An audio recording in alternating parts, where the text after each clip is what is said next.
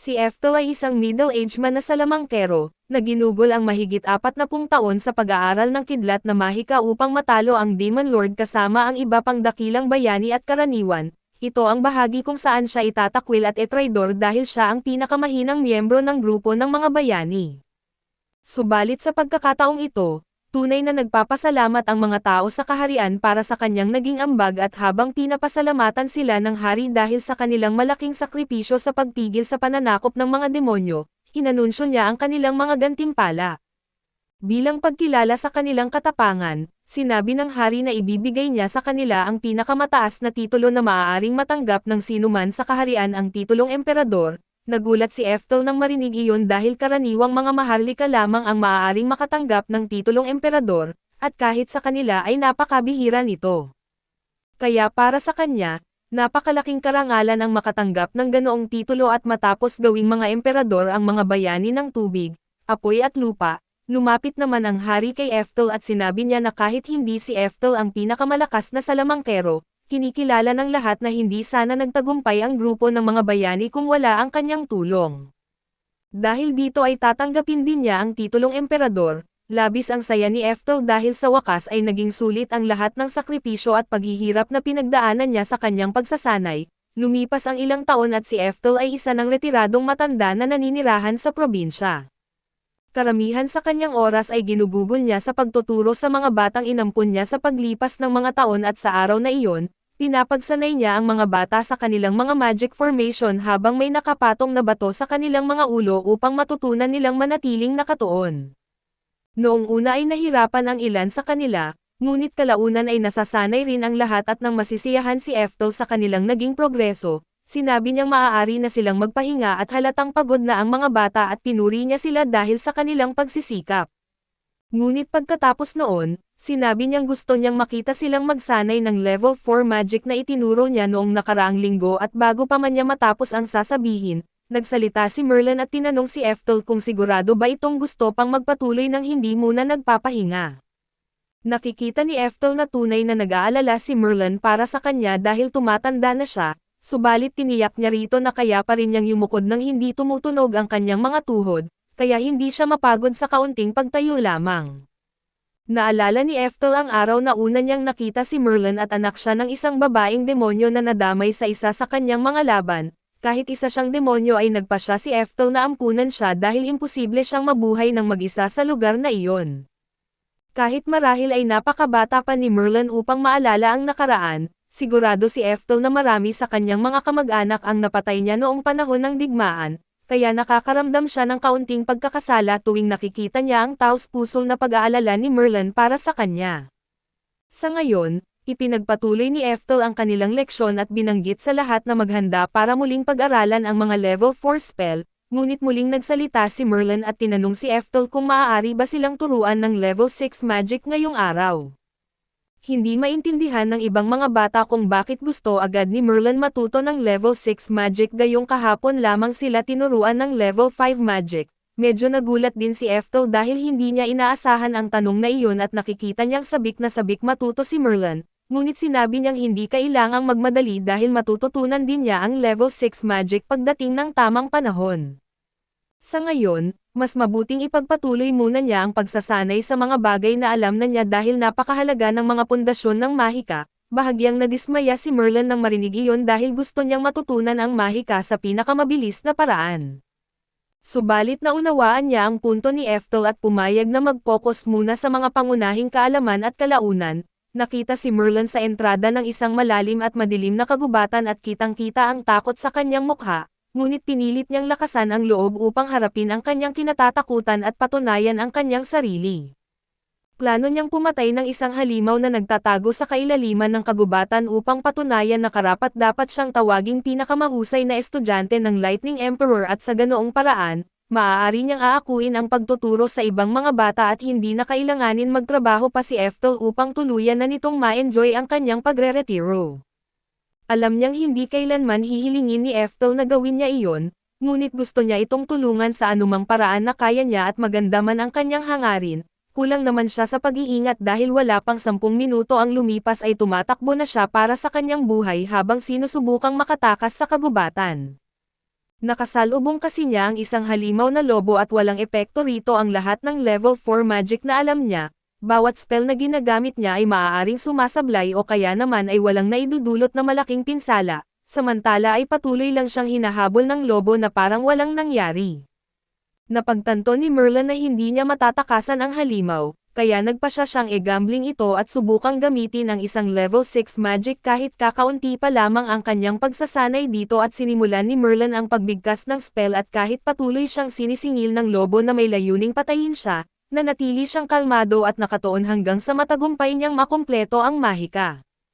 Agad siyang nagbitaw ng napakalaking kidlat patungo sa lobo, labis ang ginhawang naramdaman ni Merlin dahil nagawa niyang makumpleto ang spell at sigurado siyang natalo na niya ang halimaw. Ngunit sa kanyang matinding takot, tumakbo lamang ang lobo sa gitna ng pagsabog ng kidlat nang walang kahit isang galos at agad siyang ibinagsak sa lupa at dahan-dahan na lumapit ang halimaw kay Merlin upang kainin siya. Kaso bago pa ito makalapit, bigla itong tinamaan ng isang tunay na makapangyarihang kidlat at agad na bumagsak. Labis ang tuwa ni Merlin nang marinig niya ang tunog ng kidlat dahil alam niyang si Eftel ang dumating upang iligtas siya. Subalit mabilis ding nawala ang kanyang ngiti nang makita kung gaano kagalit si Eftel, lalo na't malinaw na ipinagbawal na siya nitong pumasok sa kagubatan at dahil sa matinding hiya at pagsisisi, agad na humingi ng tawad si Merlin para sa kanyang katangahan at sinimulan ni Eftel ang pagsermon sa kanya at ipinahayag na kailangan niyang tigilan ang pagmamadali sa lahat ng bagay. Ipinaliwanag niya na ang kapangyarihang ginagamit ng hindi paganap na nahahasa ay hindi matatawag na tunay na kapangyarihan. Ipinapaalala rin niya na kahit gaano pa kalakas ang isang mahika, magiging walang silbi ito kung hindi ito lubos na nauunawaan ng gumagamit. Habang nasa kalagitnaan ng kanyang sermon si Eftel, biglang tumayo muli ang halimaw na lobo at lumitaw sa likuran niya ngunit hindi man lamang siya lumingon upang harapin ito at casual lamang niyang sinabi sa halimaw na huwag siyang istorbohin, habang nagtuturo siya ng leksyon sa kanyang estudyante. Pagkatapos noon, agad niyang pinakawalan ang isang level 10 magic at sa isang iglap ay sinunog nito ang halimaw na lobo hanggang sa wala nang matira at makalipas ang ilang sandali ay inihatid ni Eftel si Merlin pauwi. Hanggang ngayon ay hindi pa rin makapaniwala si Merlin kung gaano kahanga-hanga si Eftel nang gamitin nito ang level 10 magic kanina. Subalit iginiit ni Eftel na magmadali na siyang matulog dahil napakahaba ng naging araw niya. Sumang-ayon si Merlin at naghanda ng matulog ngunit bigla na lamang bumagsak si Eftel sa kanyang mga tuhod at nagsimulang magsuka ng dugo. Agad na lumapit si Merlin dahil nag-aalala siya para sa kanyang guro. Humingi ng paumanhin si Eftel dahil nakita siya ni Merlin sa ganoong kalagayan dahil alam niyang tinitingala siya nito, ngunit ibinunyag ni Merlin na matagal na niyang alam ang tungkol sa karamdaman ni Eftel at napansin na niya iyon noon pa, kaya naman todo ang pagsisikap niyang maging kahalili nito upang hindi na nito kailangang pahirapan pa ang sarili. Nahiya si Eftel nang napagtanto na ang kanyang kalagayan ang nagtulak kay Merlin na maging sobrang padalos-dalos sa paghahangad ng kapangyarihan. Gayunpaman ay sinabi niya na wala na siyang gaanong oras na natitira, kaya't hindi niya kayang sayangin kahit isang minuto sa pagpapahinga. Hindi maintindihan ni Merlin kung bakit ipinipilit pa rin ni Eftel na magtrabaho kahit malubha na ang kanyang karamdaman. Ipinaliwanag ni Eftel na gusto niyang siya mismo ang magturo sa susunod na henerasyon ng mga salamangkero gaya ni Merlin at ng iba pang mga bata. Noong una ay pangarap ni Eftel na maging pinakamalakas na salamangkero sa lahat ng panahon, ngunit matagal na niyang tinanggap na hindi na iyon mangyayari kaya naman ginagawa niya ang lahat upang hubugin ang susunod na henerasyon. Hindi maintindihan ni Merlin ang ibig niyang sabihin dahil para sa kanya ay napakalakas na ni Eftel. Alam naman ni Eftel na mas malakas siya kaysa sa karamihan ng mga salamangkero ngunit hindi niya kailanman maaabot ang pinakatuktok dahil ang ibang mga emperador ay mas bata, mas malakas at mas talentado kaysa sa kanya. Kinabukasan, maagang-maaga pa lamang ay may isang estudyante ni Eftel na kumatok sa kanyang pinto upang ibalita ang isang napakagandang balita at ayon dito, inilathala ng Flame Emperor ang kanyang pananaliksik tungkol sa isang paraan upang eksaktong masukat ang likas na talento ng isang salamangkero sa mahika.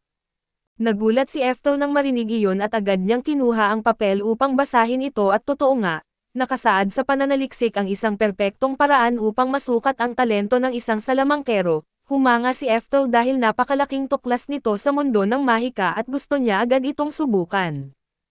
Kaya ipinatawag niya ang lahat upang magtipon at makalipas ang ilang sandali, Nagkita-kita silang lahat sa laboratorio upang isagawa ang pagsusulit at matapos ihanda ang lahat ng kinakailangang kagamitan na nakasaad sa pananaliksik, nagpasya si Ethel na si Merlin ang unang susuriin.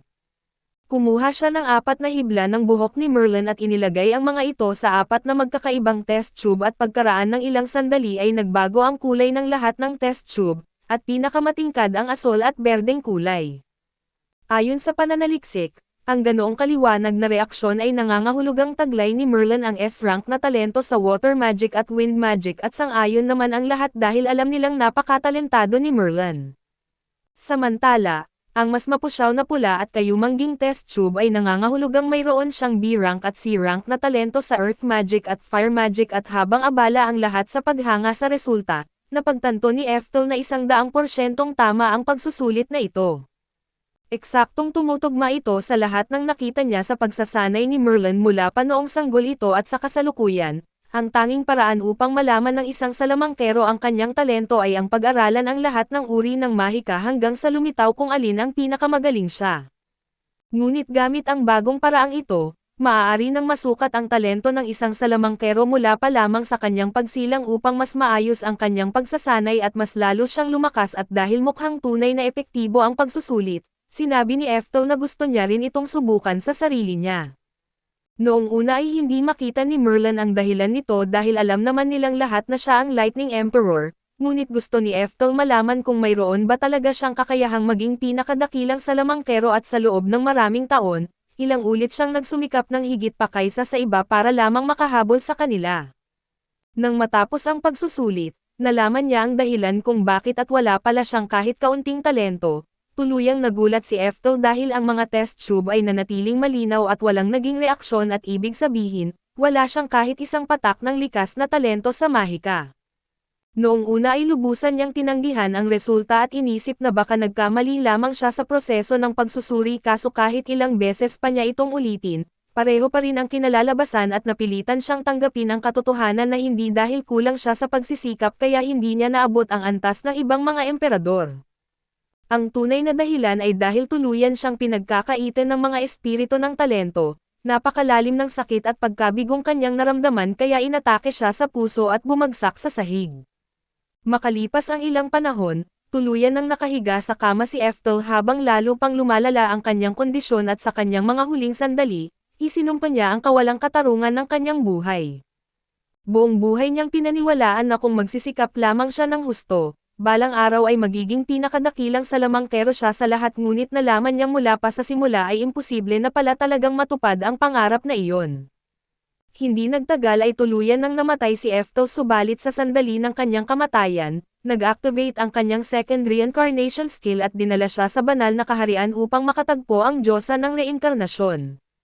Halos nakalimutan na ni Ethel na mayroon pala siyang ganoong kakayahan dahil mahigit 50 taon na ang nakalipas mula nang una siyang maipanganak muli sa mundong iyon at dahil dito, medyo natawa siya sa sarili dahil ilang sandali lamang ang nakalipas ay umiiyak pa siya sa kanyang kama. Malugod siyang sinalubong ng Diyosa ng reinkarnasyon at sinabing matagal na mula nang huli silang magkita, idinagdag pa nito na humanga siya sa kung gaano kalayo ang narating ni Ethel sa buhay na iyon kahit wala siyang kahit kaunti na talento sa mahika. Ngunit bukod doon, oras na para sa kanyang ikalawang reinkarnasyon kaya tinanong siya ng Diyosa kung nais ba niyang makatanggap ng cheat skill na magdedouble sa kanyang paglago, upang hindi na siya mahirapan sa mga limitasyon ng kanyang talento sa susunod na buhay. Subalit sinabi ni Ethel na hindi na niya iyon kailangan dahil taglay na niya ang lahat ng kaalamang kinakailangan, upang maabot ang mga antas na hindi niya kailanman naabot sa kanyang nakaraang buhay. Hindi na nagulat ang Diyosa sa sagot na iyon dahil ganoon talaga ang ugali ni Ethel.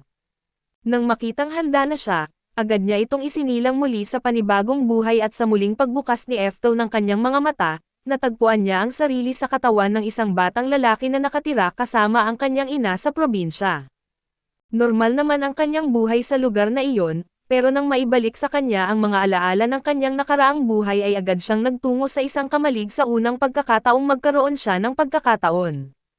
Gusto niyang subukan ang paraan ng pagsusuri ng talento sa mahika na ginawa ng Flame Emperor, umaasa siya na sa buhay na ito ay magkakaroon na siya ng magandang talento sa mahika upang malampasan ang kanyang dating sarili.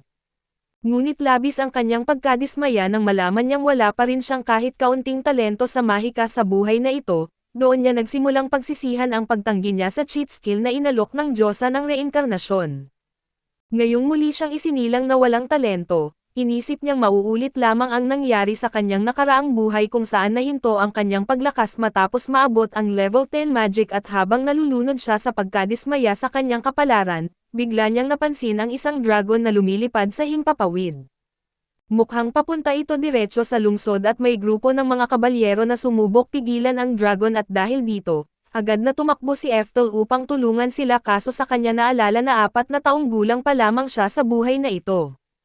Kung nasa rurok pa siya ng kanyang dating lakas, malamang ay natalo na niya ang dragon sa isang iglap ngunit sa katawan niyang parang paslit pa lamang, imposibleng magamit niya ang kanyang orihinal na level 10 magic. Habang iniisip niya ang tungkol sa spell na iyon, biglang nag-react ang kanyang katawan at aksidenteng nakast ang mahika na ginugol niya ang buong nakaraang buhay upang mabuo at sa isang iglap, tinamaan nito ang dragon at agad itong bumagsak matapos ang isang atake lamang.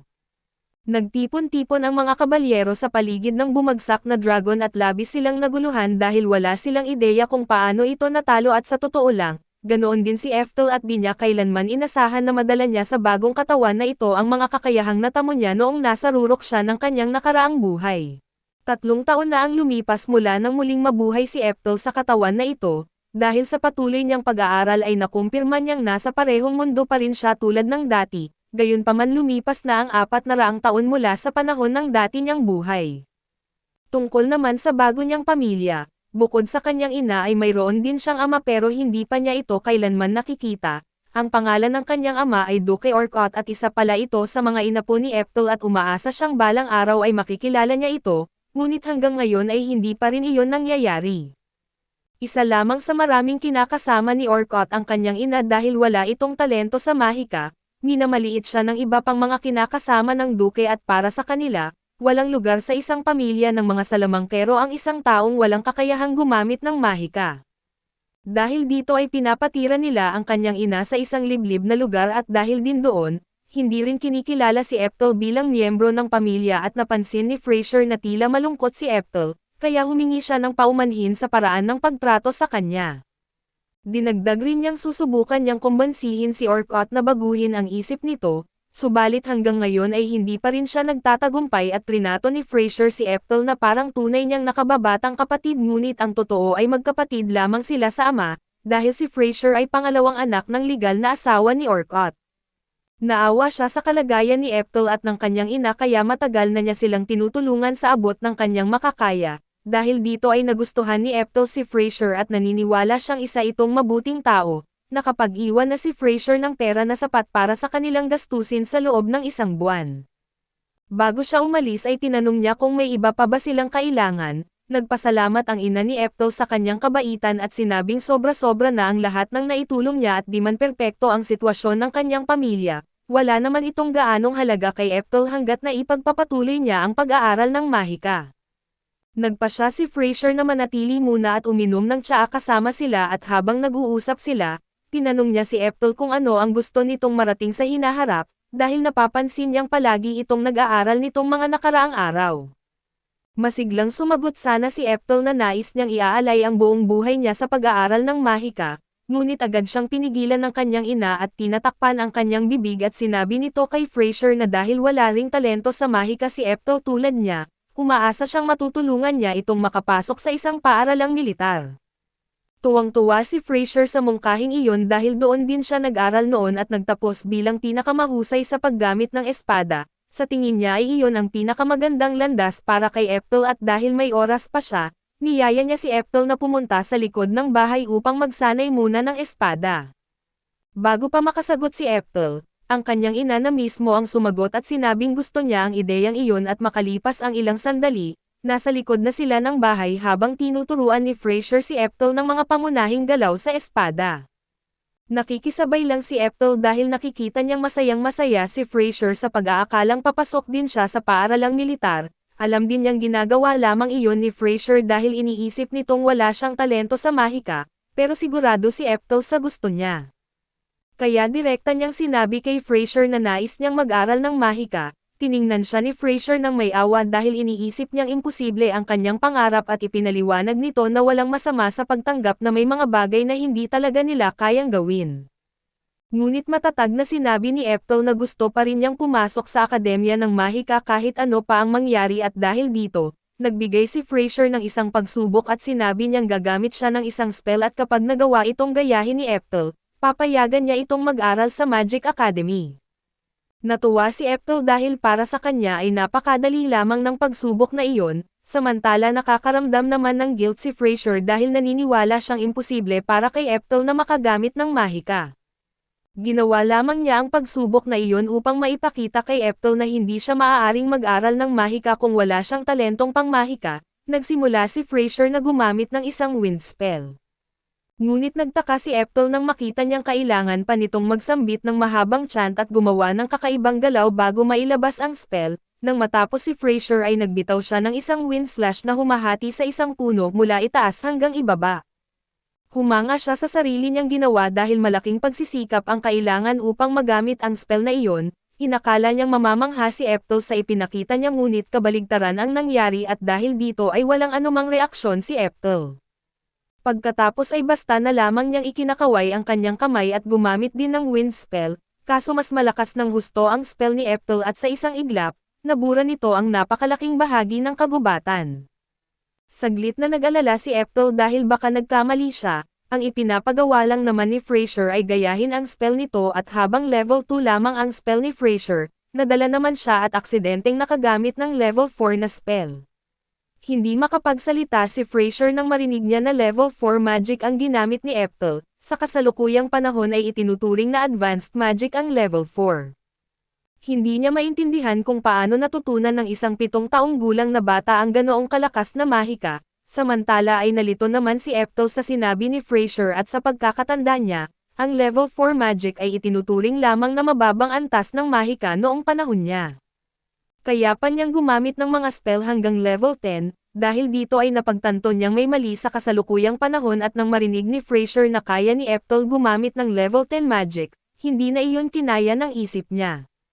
Dahil sa sobrang pagkabigla ay nawalan siya ng malay, sa naging reaksyon ni Frasier ay nagsimulang mag-isip si Eptel kung gaano na nga ba talaga kahina ang mahika sa panahong ito, dinala niya si Frasier sa silid nito upang makapagpahinga. Habang nagpapahinga si Frasier, nagbasa naman si Eptel ng ilang aklat upang malaman ang kasalukuyang kalagayan ng mahika sa mundo, doon niya nalaman na sa hindi malamang dahilan ay labis na humihina ang mahika sa loob ng nakaraang 400 taon. Umabot pa ito sa puntong ang simpleng paggamit ng mahika ng walang incantation ay isa ng halos nakalimutang sining, makalipas ang ilang sandali ay nagising si Frasier at hindi pa rin siya makapaniwala na kayang gumamit ni Eptel ng ganoon kalakas na mahika. Ngunit nagawa siyang kumbansihin ni Eptel na mali lamang ang kanyang nakita, binanggit niyang habang ginagamit ni Frasier ang spell nito ay may tumalsik na piraso ng kahoy mula sa nabuwal na puno at tumama sa kanyang ulo, dahilan upang mawalan siya ng malay. Kaya ang lahat ng inaakala niyang nakita ay isa lamang imagination, ginawa ni Eptel ang lahat ng iyon dahil kung totoong ang napakababa na ng antas ng mahika sa panahong ito, tiyak na magdudulot ng napakalaking kaguluhan sa buong bansa kapag nalaman ng iba ang tunay niyang kapangyarihan. Kaya nagpa siya si Eptel na itago muna ang kanyang tunay na lakas, lihim siyang mag-aral ng mahika habang kunwari ay pumapayag na pumasok sa paaralang militar at iyon sana ang plano niya noong una. Subalit habang nagsasanay sila ay paulit-ulit siyang natatalo ni Frasier sa espada at dahil doon ay naiinis siya. Dahil dito ay seryoso na rin niyang gustong gumaling sa paggamit ng espada para balang araw ay matalo si Frasier. Pagsapit niya ng 10 taong gulang ay lubusan na niyang niyakap ang sining ng espada, umabot na sa puntong kaya na niyang paghihiwalayin ang isang troso habang nasa ere gamit lamang ang isang kahoy na espada. Maganda man ang mahika ay napagtanto niyang masaya rin palang gumamit ng espada at naisip niya na wala namang pumipigil sa kanya na maging isang magic swordsman, kaya maaari niyang pag-aralan ang mahika at espada ng sabay. Makalipas ang ilang sandali ay dumating si Frasier upang sunduin si Eptel para sa kanilang karaniwang pagsasanay. Sinabi ni Eptel na susunod na siya kaso may espesyal palang plano si Frasier para sa araw na iyon, iginiit niyang may dinala siyang espesyal na tagapagsanay. Habang sinasabi niya iyon ay biglang napansin ni Eptel na tila dumilim ang paligid at paglingon niya, bumungad sa kanya ang isang napakalaking lalaki at nagulat siya dahil hindi niya inaasahang makakakita ng ganoon kalaking tao. Ipinakilala siya ni Fraser bilang si Moria, na magiging espesyal niyang guro sa espada at ipinaliwanag din niyang si Moria ay dating kapitan ng mga kabalyero, kaya isa itong tunay na expert sa paggamit ng espada. Gusto rin ni Moria na subukan si Eptel dahil hindi na raw tumitigil si Fraser sa pagpuri sa kanya. Sinabihan niya si Eptel na umatake gamit ang anumang paraan na gusto nito, pati ang pagtalikod ay ginawa niya upang bigyan ito ng pagkakataon. Kaso agad napansin ni Eptel na wala ni isang butas sa depensa ni Moria kaya hindi siya nangangahas na kumilos. Nainip si Moria sa paghihintay kaya siya na ang unang umatake at muntik na lang tamaan si Eptel, subalit nagawa pa rin niyang makaiwas. Gayunpaman ay hindi pa rin humanga si Moria dahil kahit isang baguhan ay kaya ring umiwas sa ganoong atake. Alam ni Eptel na wala siyang pag-asang manalo sa lakas laban kay Moria gamit ang kasalukuyan niyang katawan. Kaya lihim niyang ginamit ang physical enhancement sa kanyang sarili. Nagulat si Moria nang makita iyon dahil isa itong advanced na kakayahan para sa isang batang tulad niya. Isa rin ito sa mga dahilan kung bakit espesyal ang tingin ni Fraser kay Eptel. Dahil kahit naniniwala siyang hindi ito marunong gumamit ng mahika, napansin niyang napakarami nitong mana at kontrolado niya iyon na parang isang bihasang salamangkero at dahil dito, madali niyang nagagamit ang physical enhancement. Bagamat nahihirapan si Eptel sa laban, alam niyang kaya niyang tapusin agad si Moria kung gagamitin lamang niya ang kanyang tunay na mahika, ngunit ayaw niyang mabunyag ang kanyang sikreto. Bukod pa roon ay ayaw niyang manalo gamit ang mahika at mas gusto niyang manalo gamit lamang ang sarili niyang galing sa espada. Muli siyang sumugod kay Moria ngunit sinalubong siya nito ng isang napakalakas na pababang hiwa. Nagawa man niya itong harangin ay unti-unti pa rin siyang naitulak pababa dahil sa sobrang bigat ng atake at inakala ni Moria na tapos na ang laban. Kahit may physical enhancement, hindi pa rin sapat ang lakas ni Eptel upang makipagsabayan sa kanya ng harapan. Ngunit sa kalagitnaan ng kanilang sagupaan ay biglang inilihis ni Eptel ang kanyang espada at dahil dito, nawala ng balanse si Moria at napasulong. Agad namang sinamantala ni Eptel ang puwersa ng kalaban at ibinagsak ito sa lupa gamit ang isang judo throw. Hindi makapaniwala si Moria sa nangyari pero marunong siyang tumanggap ng pagkatalo, kaya binati niya si Eptel sa kanyang panalo at sinabing pumasa na ito sa pagsubok. Nalito si Eptel dahil ang akala niya ay isa lamang iyong simpleng sparring match. Ipinaliwanag ni Fraser na dinala niya talaga si Moria upang subukan si Eptel at dahil si Moria pala ang punong guro ng paaralang militar, at dahil natalo siya ni Eptel ay sigurado na ang pagtanggap nito sa paaralan. Gayunpaman, kailangan pa rin niyang maghintay hanggang 15 taong gulang bago siya makapasok at lumipas ang ilang panahon. Muling bumisita si Fraser sa bahay ni Eptel nang biglang bumuhos ang napakalakas na ulan at kumulog ng malakas. Nag-aalala siya sa lagay ng panahon, kaya tinanong niya ang ina ni Eptel kung nasaan ang bata at iginiit nitong nasa labas pa rin ito at nagsasanay at malamang ay hindi pa ito uuwi dahil kahit masama ang panahon, hindi ito tumitigil sa pagsasanay. Samantala ay nasa kagubatan si Eptel at lihim na nagsasanay ng kanyang mga level 10 na spell. Medyo nadidismaya siya dahil para sa kanya ay mabagal pa rin ang bilis ng kanyang pagcast ng mahika, kaya alam niyang marami pa siyang kailangang pagbutihin. Paborito niya ang mga araw na may kulog at kidlat dahil malaya siyang nakakapagsanay ng mahika nang hindi naghihinala ang ibang tao. Iisipin lang kasi ng lahat na normal na kidlat ang nakikita nila subalit may isang bagay siyang hindi naisip. Posible palang may maghanap sa kanya at makalipas ang ilang sandali. Biglang dumating si Fraser at takot na takot ito dahil nakita nitong may napakalakas na kidlat na tumama malapit kay Eptel. Agad nitong tinanong kung ayos lang siya. Binanggit naman ni Eptel na wala siyang anumang sugat, ngunit pinagsabihan siya ni Fraser at sinabing dapat niyang ingatan ang sarili dahil papasok na siya sa paaralang militar sa susunod na taon. Nang marinig iyon ay naalala ni Eptel na kaunti na lamang ang natitirang oras niya. Bagamat hindi pa niya ito nasasabi sa kanyang ina at kay Fraser, nakapagdesisyon na siya at hindi siya papasok sa paaralang militar, alam niyang magiging mahirap makapasok sa Magic Academy dahil karaniwan ng may Magic Aptitude Test sa mga aplikante, ngunit gusto pa rin niyang subukang makapasok sa Magic Academy.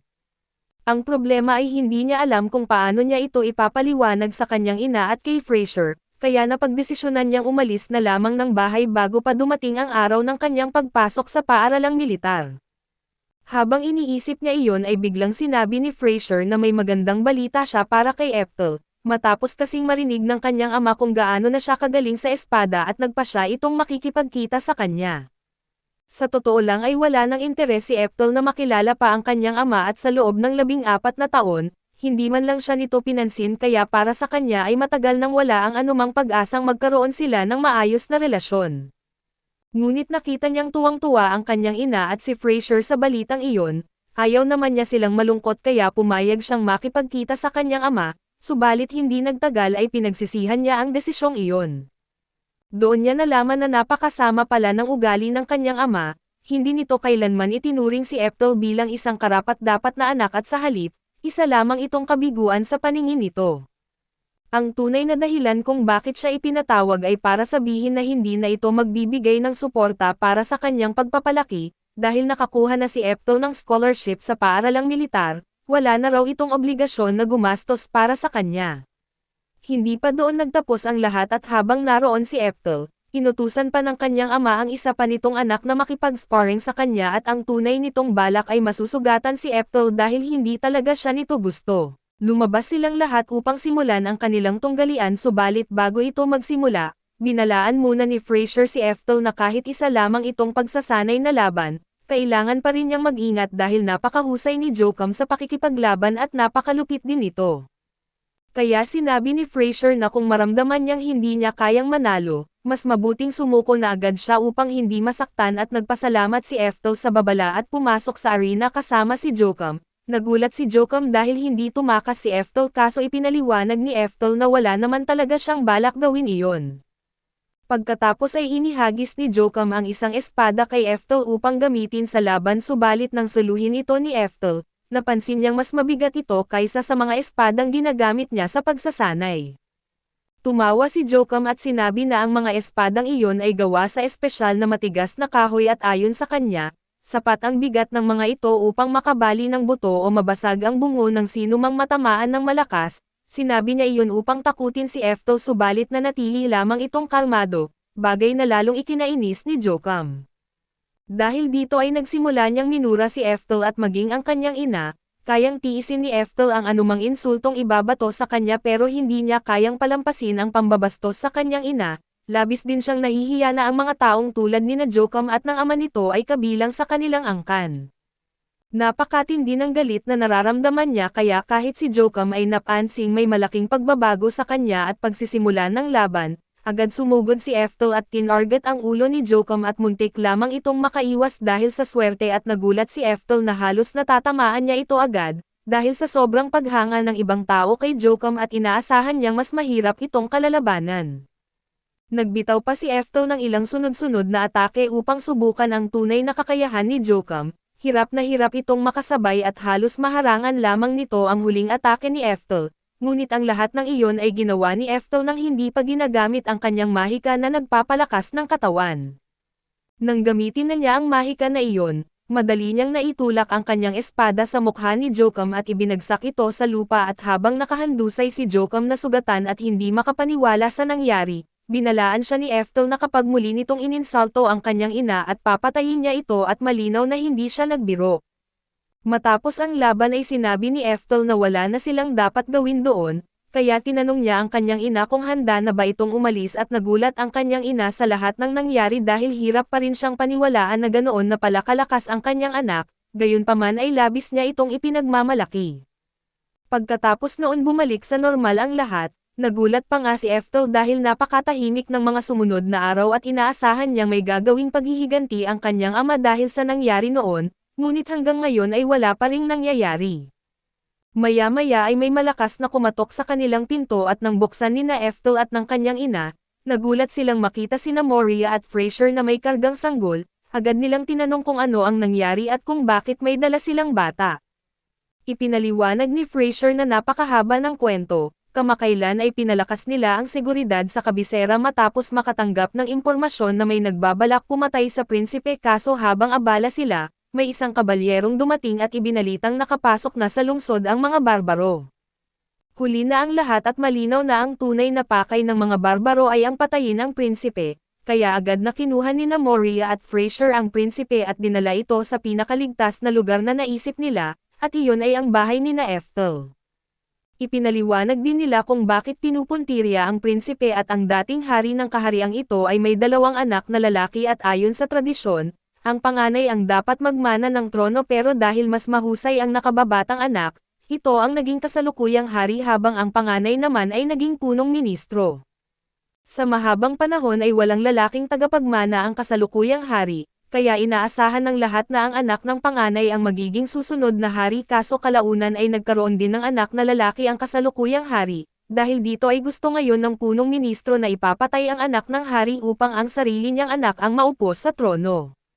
Sa madaling salita ay nais ng punong ministro na mamatay ang anak ng kasalukuyang hari. Naniniwala rin si Frasier na may kinalaman dito ang kanilang ama dahil siya ang pinakamalaking makikinabang kapag ang anak ng punong ministro ang naging hari. Dahil sa sitwasyon at hindi na nila maaaring ibalik ang prinsipe sa kabisera, kaya nagpasya si Frasier na tumawid sa hangganan at dalhin ang prinsipe sa pinakamalayo na lugar na maaari upang matiyak ang kaligtasan nito. Kinabukasan ay naghanda sina Moria at Frasier na umalis kasama ang prinsipe subalit bago sila makaalis, biglang lumabas si Ethel na nakasuot ng kompletong kagamitan sa pakikipaglaban at sinabing sasama rin siya. Nagulat ang ina ni Ethel, ngunit natuwa naman si Moria dahil kakailanganin nila ang lahat ng tulong na maaari nilang makuha at karaniwan ay hindi nakialam si Ethel sa mga ganitong bagay, pero naalala niya kung gaano siya kabuting tinrato ng hari ng kahariang ito noong nakaraan niyang buhay. Kaya nais niyang suklian ang kabutihang iyon sa pamamagitan ng pagprotekta sa mga inapo nito, lalo na ngayong tila kasali ang sarili niyang ama sa planong pagpatay sa prinsipe, nagpaalam muna siya sa kanyang ina at sabay-sabay silang naglakbay patungo sa hangganan. Habang naglalakad sila sa kagubatan ay bigla silang nakarinig ng napakalakas na pagsabog na parang kulog, hindi nila alam kung ano iyon subalit sigurado silang may masamang nangyari, kaya binilisan nila ang kanilang pagtakbo upang makalayo bago sila maaabutan ng mga kaaway. Kaso pagsapit nila sa labasan ng kagubatan, laking gulat nila nang makita ni Frasier ang isang buong hukbo ng mga salamangkero na naghihintay sa kanila. Ang hukbong iyon ay walang iba kundi ang personal na unit ng mga salamangkero ng ama ni Ethel. Inaasahan na ni Orcott na dito daraan sina Frasier habang tinatakas ang prinsipe palabas ng kaharian, kaya naghanda siya ng harang upang pigilan sila at nais ni Frasier at Moria na umatras na lamang at humanap ng ibang daan papunta sa hangganan, ngunit huli na ang lahat. Ang malakas na pagsabog na narinig nila kanina ay isang mahika na ginamit ng unit ni Orcott upang sunugin ang malaking bahagi ng kagubatan, dahil dito ay wala na silang matatakbuhan at hindi rin sila maaaring manatili roon dahil habang tumatagal ay lalo lamang kakalat ang apoy hanggang mapilitan silang lumabas ng kagubatan at mahulog sa kamay ni Orcott, kaya kailangan nilang makaisip agad ng paraan. Iminungkahi ni Frasier na siya na lamang ang lumabas at makipag-usap kay Orcott at bilang anak nito, naniniwala siyang hindi siya basta-basta nasasaktan ng kanyang ama at baka makinig pa ito sa kanyang pakiusap. Hindi sang-ayon sina Moria at Ethel sa plano kaso kumbinsido si Frasier na hindi talaga masamang tao ang kanyang ama, kaya itinuloy pa rin niya ang pakikipag-usap at lumabas siya ng kagubatan na nakataas ang 2 kamay, upang ipapakita na wala siyang armas at hiniling na makausap si Orcott. Sinabi niyang hindi pa huli ang lahat at maaari pa nitong itigil ang planong pagpatay sa prinsipe upang sabay-sabay silang makabalik sa kabisera. Nang marinig ito ni Orcott ay bumababa ito upang harapin si Frasier at natuwa si Frasier dahil inakala niyang naunawaan na ng kanyang ama ang kanyang sinasabi at handa na itong isuko ang plano. Subalit ang totoo, lumapit lamang si Orcott upang gamitin ang isang kasangkapang may mahika na kidlat at pakuryentehin si Frasier hanggang mawalan ito ng malay at habang nakahandusay at walang malay si Frasier, inutusan ni Orcott ang kanyang mga salamangkero na pagsamahin ang kanilang mahika gamit ang isang espesyal na kasangkapan, upang magpapakawala ng mahika na kidlat na nasa ika-6 na antas at direktang ipapatama ito sa katawan ni Frasier. Sobra-sobra ang ginawa nilang iyon lalo na't ang ika-6 na antas ang pinakamalakas na uri ng mahika na mayroon sila at sa kasamaang palad, masyadong malayo si Ethel para mailigtas si Frasier at di siya makapaniwala na kayang patayin ni Orcott ang sarili nitong anak ng walang pag-alinlangan para lamang maipapatay ang isang sanggol dahil sa walang kwentang agawan ng kapangyarihan. Noong una ay balak lamang ni Ethel na baliwalain si Orcott at mamuhay ng malayo rito kaso nagbago ang isip niya. napagdesisyonan niyang si Orcott at ang lahat ng kakampi nito ay parang mga salot na dapat lipulin bago pa sila makagawa ng mas marami pang kasamaan. Lumabas siya sa gitna ng labanan upang wakasan na ang lahat. Ang una niyang ginawa ay gumamit ng ikasyam na antas ng mahika na yelo upang apulahin ang buong apoy at labis na nagulat si Orcott at ang kanyang mga tauhan nang makita nila ang ginawa ni Ethel. Kailanman ay hindi pa sila nakakita ng mahika na nasa ikasyam na antas, lalo nang makita ang isang taong kayang gamitin iyon ng mag-isa at napakadali lamang at agad na inutusan ni Orcott ang kanyang mga tauhan na salakayin si Ethel. Sabay-sabay silang gumamit ng ikalimang antas na sumasabog na mahika na palaso at pinakawalan ito sa kanya, ngunit laking gulat nila nang manatiling nakatayo si Ethel na walang kahit anong sugat kahit direktang tinamaan ng mga atake. Nadismaya si Ethel sa reaksyon nila dahil ibig sabihin ay wala rin silang alam tungkol sa palaging aktibong pananggala na mahika, dahil dito ay napagtanto niyang mas humihina pa pala ang mahika sa panahong ito kaysa sa inaakala niya. Hindi makapaniwala si Orcott na nakaligtas si Ethel kaso hindi pa rin siya sumuko. Inutusan niyang ihanda ng kanyang mga salamangkero ang ika-6 na antas ng mahika laban kay Ethel, pero halos hindi na gumalaw si Ethel at agad niyang pinawalang bisa ang buong mahika. Dahil ang ika-6 na antas na ang pinakamalakas na mahikang alam nila, tuluyang nawala ang tapang ng mga sundalo nang makita nilang napakadali lamang itong pinigilan ni Ethel at pagkatapos nito, mabilis na sumugod si Ethel sa gitna ng hanay ng mga kalaban at isa-isang pinapabagsak ang mga ito. Hindi pa niya nasusubukan noon ang isang teknik laban sa totoong tao, kaya sinamantala niya ang pagkakataon at binalot niya ng mahika ang kanyang espada at ginamit ito upang magbitaw ng ikalawang antas ng mahika sa isang salamangkero. Napakalakas ng epekto nito dahil agad nitong nilusaw ang katawan ng kalaban. Nang makita ng natitirang mga salamangkero kung gaano kadali na pinatay ni Ethel ang kanilang mga kasamahan, natakot silang lahat at nagsimulang tumakas ngunit wala ni kaunti na balak si Ethel na hayaan silang mabuhay. Itinaas niya ang kanyang kamay at ipinakita sa kanila kung ano ang tunay na maalamat na mahika bago niya pinakawalan ang ika-10 antas ng mahika na kidlat. Pagbagsak ng mahika ni Ethel ay naging abo ang bawat sundalo sa hukbo ni Orcott. Ang tanging natira ay sina Orcott at Joachim. Hindi dahil mas malakas sila kundi dahil sinadya ni Ethel na balutin sila ng shield na mahika upang hindi sila mamatay, hindi iyon nangangahulugang balak niya silang patawarin at sa kabaligtaran, naisip niyang napakadaling parusa kung mamamatay agad ang 2 tao na kasing tarantado nila. Kaya nagpa siya siyang dalhin sila pabalik sa kabisera upang harapin ang kaparusahan sa kanilang mga krimen at dahil ang kanilang kasalanan ay ang tangkang pagpatay sa prinsipe, alam ni Ethel na wala silang magiging magandang kahinatnan. Gaya ng inaasahan na matapos isuko sina Orcott at Joachim sa mga awtoridad, pinahirapan muna sila at kalaunan ay hayagang binitay dahil sa kanilang mga krimen at dahil dito, hindi na kailangang mag-alala pa si Ethel na makagawa pa sila ng panibagong gulo.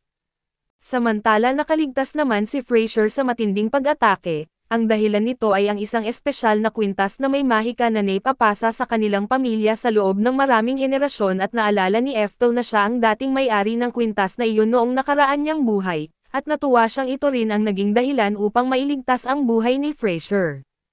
Dahil sa mga krimen ni Orcott, napag-usapan na alisin ang titulo nitong duke kahit patay na ito, ngunit dahil isinusugal ni Fraser ang kanyang buhay upang protektahan ang prinsipe, siya na lamang ang ginawang bagong pinuno ng kanilang pamilya at tagapagmana ng kanilang lupain.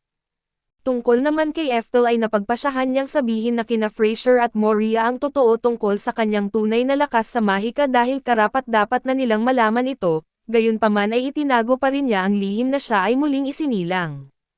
Hindi makapagsalita sina Fraser at Moria nang makita nila ang tunay na kakayahan ni Ethel. Humingi siya ng paumanhin dahil ngayon lamang niya sinabi ang katotohanan, subalit sinabi nilang naiintindihan nila kung bakit niya ito itinago. Kung malaman ng ibang tao ang ganitong kalaking kapangyarihan, siguradong magdudulot ito ng matinding kaguluhan at pagkatapos ay tinanong nila si Ethel kung ano ang balak niyang gawin sa susunod, sinabi ni Ethel na nais niyang pumasok sa paaralan ng mahika.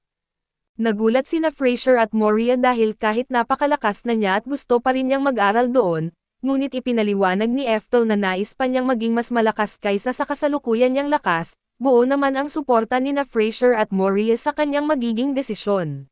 Kalaunan sa wakas ay dumating na ang araw ng pag-alis ni Ethel upang pumasok sa Magic Academy, sina Moria at Frasier at ang kanyang ina ay taos-pusong nagpaalam sa kanya at pinakamahirap ito para sa kanyang ina dahil siguradong mami-miss niya si Ethel. Subalit isa ng ganap na adult si Ethel kaya malaya na siyang pumunta saan man niya gusto at gawin ang anumang nais niya, gayunpaman ay pinapaalala ng kanyang ina na anuman ang mangyari, palagi siyang may tahanan na babalikan at taos-puso namang nagpasalamat si Ethel sa pagmamahal at pag-aaruga nito sa kanya sa loob ng nakaraang 15 taon. Matapos maglakbay ng ilang oras, napansin ni Ethel na malayo na ang kanyang narating kaya nagpa siya muna siyang magpahinga at nagkataon namang may isang tea house sa malapit kaya doon siya tumuloy, habang umiinom ng tsaa ay narinig niyang pinupuri ng isang matandang lalaki ang isang magarang bihis na mage na nagngangalang Edward, na kilala bilang isang sikat na fire mage sa lugar. Masayang-masaya ang matanda dahil bihirang magkaroon ng pagkakataon na may isang napakalakas na mage na nagtuturo sa kanilang liblib na lugar, kaso nainsulto si Edward dahil inistorbo siya ng matanda habang nagbabasa. Ipinagmalaki niyang bilang isang A-rank adventurer, mas mahalaga raw ang bawat segundo ng kanyang oras kaysa sa oras ng isang 50 taong gulang na lalaki na hanggang C-rank pa rin, dahil dito ay agad na nagmakaawa at humingi ng tawad ang matanda. Ipinaliwanag niyang lumapit lamang siya upang ipaalam na naghanda ang mga taga-nayon ng isang salo-salo bilang pagdiriwang sa pagdating ni Edward, pero agad tinanggihan ni Edward ang imbitasyon dahil may iba siyang balak sa gabing iyon. Sinabi niyang sa gabing iyon ay tuluyan ng maa-activate ang slave crest ng alipin na binili niya, hanggang ngayon ay hindi niya ito maaaring gagalawin dahil baka masira ang selyo kaso kapag tuluyan na itong nakumpleto, kahit ang pinakamalakas na tao sa mundo ay hindi na ito maililigtas at narinig ni Ethel ang lahat ng iyon at labis siyang nadismaya. Bagamat isa iyong demonyo at legal ang pagbili ng mga demonyo bilang sex slave, nakaramdam pa rin si Ethel ng lungkot at naalala niya na kung hindi niya noon isinama si Merlin matapos ang digmaan laban sa mga demonyo, malamang ay naging alipin din ito. Bigla namang may isang lalaking nagmamadaling pumasok sa tea house upang ibalita na may isang higanteng orc na lumitaw, paglabas nila ay nakita nilang nilalamon nito ang isang kariton na puno ng kalabasa. Agad na nagpanik ang mga taga-nayon dahil alam nilang walang adventurer sa kanilang lugar ang kayang lumaban sa ganoong klase ng halimaw, subalit pinakalma sila ng matandang lalaki at sinabing wala silang dapat ikatakot dahil naroon si Edward na isang A-rank adventurer. Nakahinga ng maluwag ang lahat ng marinig iyon at kitang-kita namang natutuwa si Edward sa atensyon na natatanggap niya, ipinangako niyang ipapakita niya kung ano ang tunay na mahika sa pamamagitan ng pagtalo sa mababang uri ng halimaw na iyon.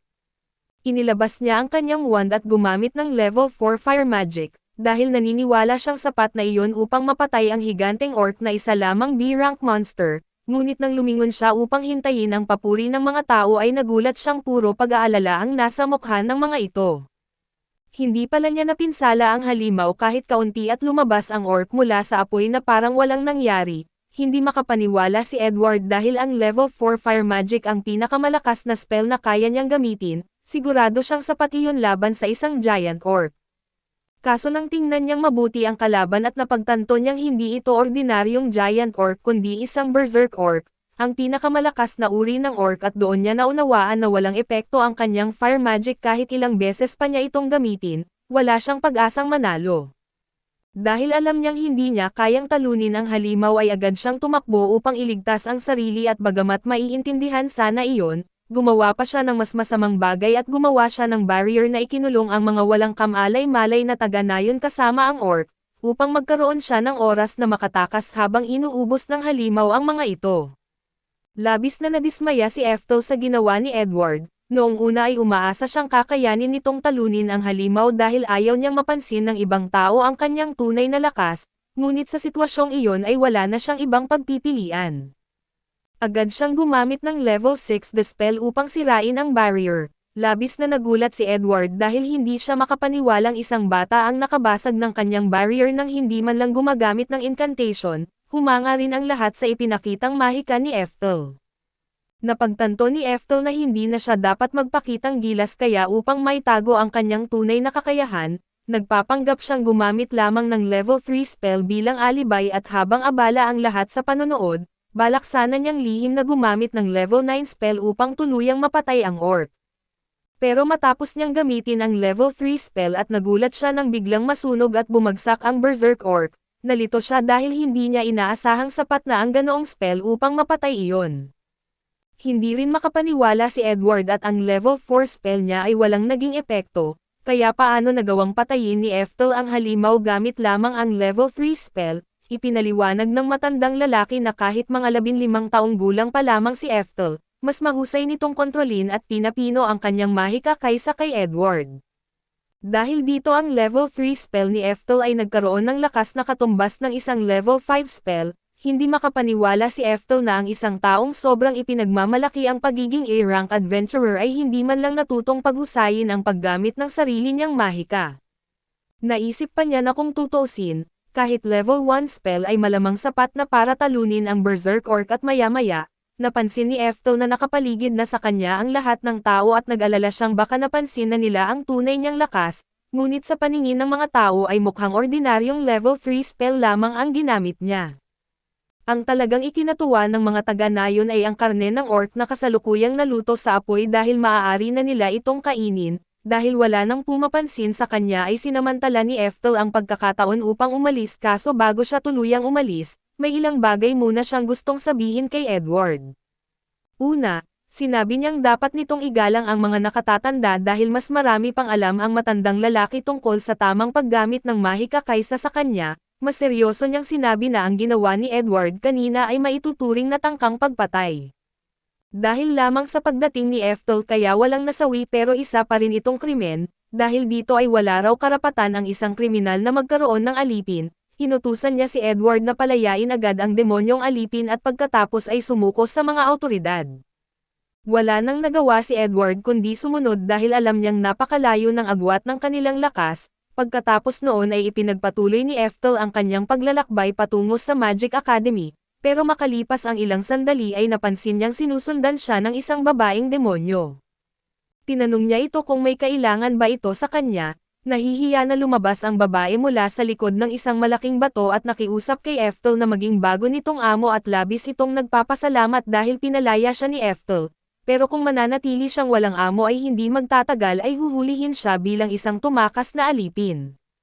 Napagtanto ni Ethel na tama ang sinabi nito. Hindi madaling alisin ang slave crest at kahit wala na siyang amo ngayon ay maaari pa rin siyang aangkinin ng sinuman bilang alipin dahil sa marka sa kanyang katawan, kapag napunta siya sa mas masamang tao kaysa kay Edward ay mas lalo lamang siyang magdurusa. Dahil mabait si Ethel ay naniniwala ang babae na siya ang pinakamainam na tao na mapagkakatiwalaan at sumang-ayon naman si Ethel, subalit naisip niyang itanong kung paano ito naging alipin. Ipinaliwanag ng babae na ang pangalan niya ay Anastasia. Kasapi siya ng isang angkan na inalipin matapos matalo ang mga demonyo sa digmaan at bagamat hindi na gaanong kinamumuhian ang mga demonyo sa kasalukuyan, nanatiling alipin ang kanilang angkan sa loob ng mahigit 100 taon.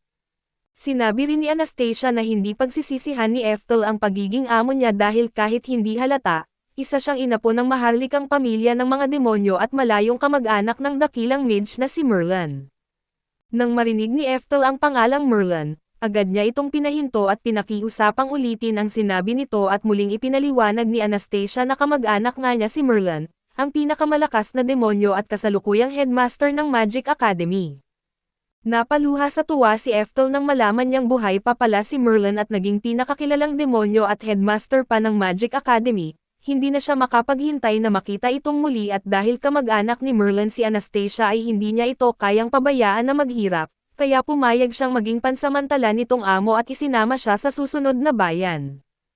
Pagdating nila roon ay tinanong ni Anastasia kung ano ang pakay nila sa lugar, ipinaliwanag ni Ethel na sasali siya sa entrance exam ng Magic Academy na gaganapin kinabukasan at nagulat si Anastasia dahil sa tingin niya ay napakalakas na ni Ethel at hindi na nito kailangang mag-aral pa sa academy, pero binanggit ni Ethel na may sarili siyang dahilan kung bakit gusto niyang pumasok doon.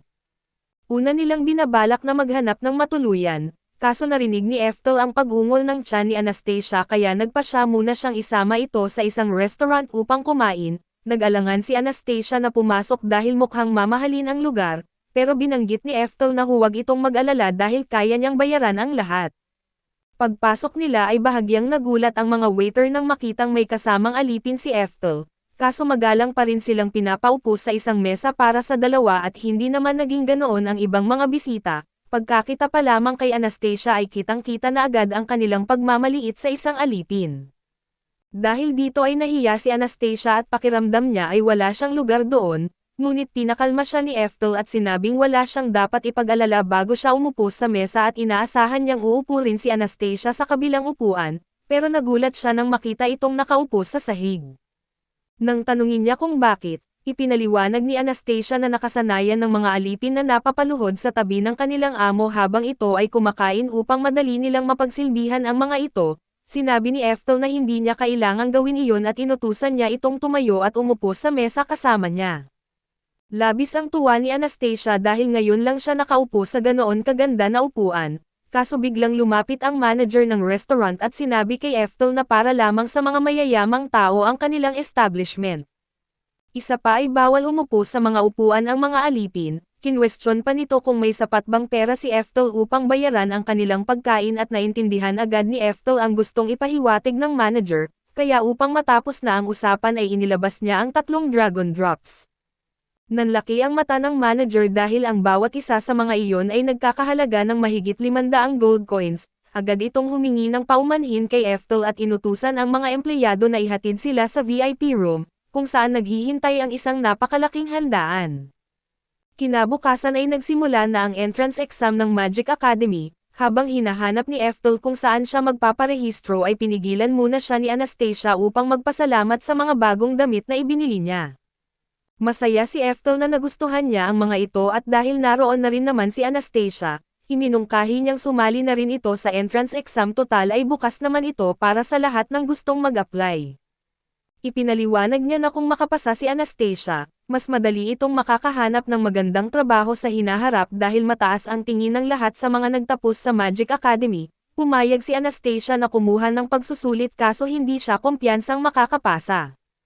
Pero alam ni Eftel na wala siyang dapat ipag-alala dahil nakikita niyang mas mataas ang taglay nitong magic potential kaysa sa karamihan ng mga tao. Matapos magparehistro ay sabay silang nagtungo sa lugar ng unang pagsusulit at nang tuluyan ng magsimula ang exam, ipinaalam sa lahat na ang unang pagsubok ay isang battle royale.